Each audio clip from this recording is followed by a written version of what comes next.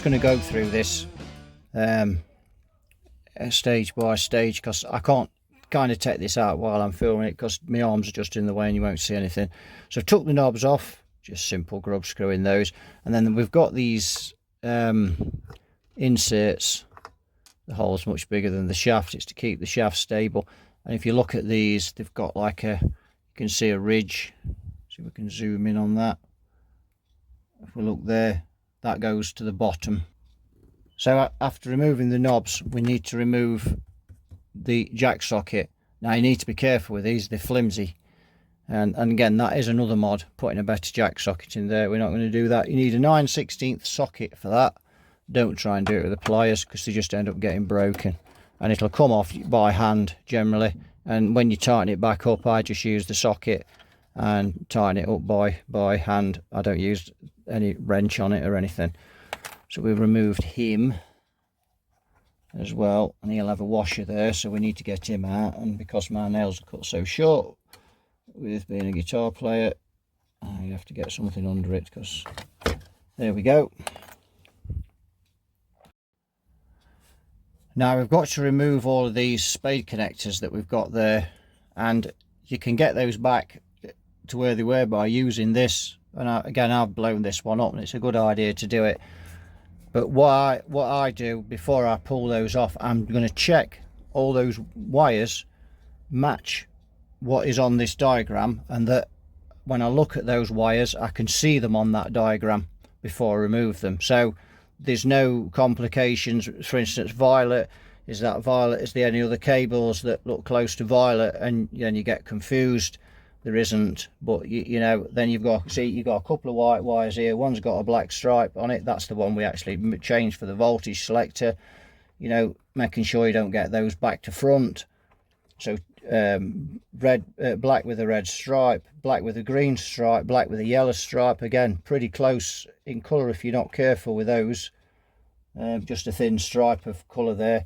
So that's what I do, is I'll look at this on the 240 side. Remember, we're on, if you're in the UK, if you're in the States, then you've got the 100-volt one, which is strange. You think that'd be 110, wouldn't you? There, sorry, that one. And then the 230 if you're in Europe. So look at the schematic, check each wire off on there if you're not sure. I just do it meticulous to be sure. There's just no mistakes then. And then when you if you've looked and think, yeah, when I pull all those off, I'll be able to put them all back where they were, because I've checked before I pulled them off with a schematic. So I've removed those. The next thing we're going to remove is these wires here. Now, the most of these are marked what they are, so brown and brown, and they go either way around because they're the AC feed from the output, sorry, from the power transformer. They're just an AC feed, so both they're marked brown there, and the other one P13, which is also marked brown, but you can't see it because the spade connector's over it. So we'll remove those. And now I've removed the red wire underneath, which is the center tap. And just a warning, if you are going to tackle this, and this is my disclaimer, make sure you check with the meter that you've got no voltage left in these capacitors before you start pulling these wires off. This center tap here has got no insulation on it, and if there is voltage in those caps, when you go to, if you go to pull that off with your fingers, it will bite you. You know, it won't kill you, but it will bite you and it will be quite painful. So check that these capacitors are discharged, all of them. Just go through with a meter, put your probe onto ground, and just check that they're all discharged. Right, what next? So I've done those. So we've got a couple down here which are green. They're also AC, and they will be the heaters. The green ones, the brown ones was AC for the HT on the transformer. So we've removed those. So they're off.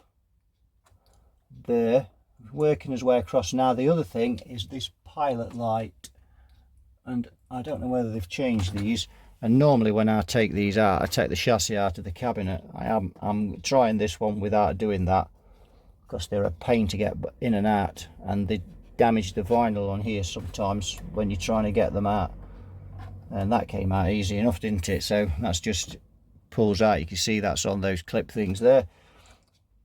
So I'm sure there's lots of other people that's shown how to get these boards out, and they're probably showing you much better than I am, because I tend to waffle on, and when I'm thinking what I'm doing I tend to talk like I'm thinking. So those need to be removed as well, those tie wraps, because we need to separate this from these, otherwise we can't get the board out again. Actually no, these red wires must be the HT then, so I'm not sure what those brown ones are, but they must be AC. Those red ones there are centre tap. I'll have to look on the schematic there what they are, don't know, but it's no big deal, we know where they go. So that's the red ones off. So everything now has been removed, and now we've just got this one on the switch, so we'll remove him, and now the board is free at this side. Before we take the board out we have to remove these as well, because we have to pull the board down, and this is in the way. If you try and force that through, it will probably break that. And again, if one of those sockets are quite flimsy, one's the speaker socket and one's the foot switch for the gain on there that you can see. So that's those. So we need to remove that now. So that's removed those. You need 1/2 inch for those, and we've got 2 spring washers here. Make sure these go back on, because again you're only hand tightening these with the socket, and it's the spring washers that keep them from coming loose. If you don't put those on, they'll be rattling loose with the vibration. So that's got those off. Now again, something to think about, you've got another brown wire here, you've got brown wires there, but the difference is this brown wire is in this clump of wires here, and so that tells you that where this 2 brown wires are together here, and they've got the tie wrap round there. So I would trace that through if I didn't know where they went, and I'd see, obviously I'd realise they'd go to the transformer. But that's just to bear in mind, if you've got same colour wires, you know, bear in mind, if you can't be sure from what source they're coming from, these are coming from the transformer, they're obviously not. And the other thing is that one wouldn't reach up there, so you wouldn't have a problem. You've got to reach right up the top, so you'd know that wire wasn't the right one. So just be careful with things like that. Suddenly you find yourself with 3 brown wires on some amplifiers, and you may not know which one's which. So now we've got this item here. I'm just going to move that down there. The other thing to remember with these is these ribbon cables. These can be a problem, and if you look at roughly how these are shaped, that's really roughly how they want to go back.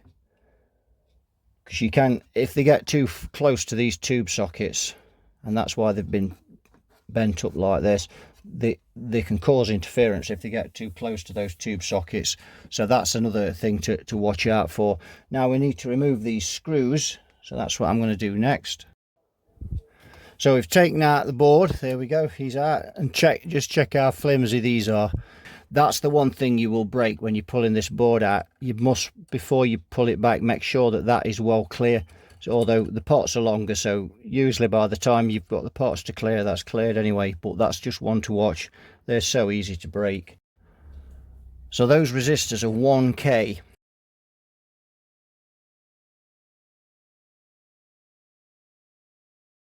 So there are the 1K resistors there, and I've just mounted those so they're just not quite touching the board, because if for any reason one of them burns up, it won't take the board with it.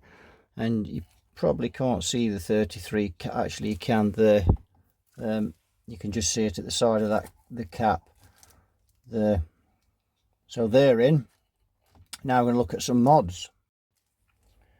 So we've got C6 and C7 there, and you can see C6 is coming from the treble pot, and C7 is coming from the bass pot and the mid control. So here's the Princeton, and why not use this? One of the best sounding amps ever. So 0.1 and 0.047, 100 nanofarad, 47 nanofarad. We've got 222s. So C6 needs to be 0.1, 100 nanofarad, and C7 wants to be 47 nanofarad. So that's what we're going to look for on this board. And that's these two here. You can't, sorry, no, it keeps knocking the light out. So you can't see where it says C6 and 7, but it's those two we need to change. So we've got these two in there, they're changed, and now we need to look at C8. There you can see, which is there. That is 2 nanofarad. We're going to make that 22.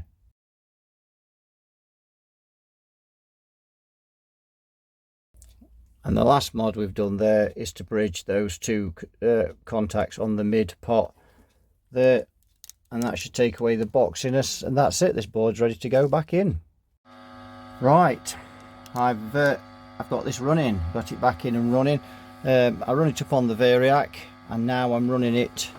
I've just got it straight into the wall. I've just tested the wall voltage, 240.1 volts.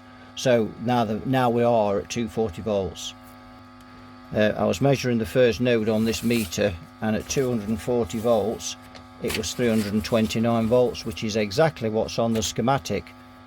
So this amp, when they designed it and designed the schematic, they designed it to be biased at 70%. Somewhere along the lines it was biased at 100%, and obviously at 230 volts that pushed that up even higher. So this amp now is running spot on. So the plate voltage now, straight to the plate, it's 324.5, which is a little higher than when we tested it before. So these may have crept slightly over, but I wouldn't have thought it'd be much. It's no big deal. I think I did the bias at 238 volts. So there is just those little, but they're minuscule really, but obviously not when it's set at 230. So this amp's running as sweet as a nut. It's humming a bit because it's not put back together properly yet, and it's got no screen over here, so on. So what I'm going to do now, I'm going to switch off. I screwed the nut on there just to get a ground on the speaker socket. So I'm going to put the spring washers back on now, put all the controls back on, and then I'm going to tidy these wires up and tie wrap them, because at the minute they're just everywhere, and then we're just going to tie wrap those, tidy it all up, make it look neat, and then it's finished and ready for a demo. Right, there we are. We've got the wires tidied up, all put tie wrapped together. We've got this bracket back on. So the phase inverter, when I was mentioning the 47 picofarad capacitor that goes across the plate resistors on the phase inverter, this Model 3 has already got that on, which actually it's there. Those are the resistors, the plate resistors for the phase inverter, 91k and 100k, because it's a long tail pair, and then this 47k is keeping that oscillation at bay. So I haven't got to fit that. The Blues Junior 2s don't have that on, and you have to add it. So this amp is ready. All I've got to do now is put the back on it, and it's finished. Here we are, the moment of truth.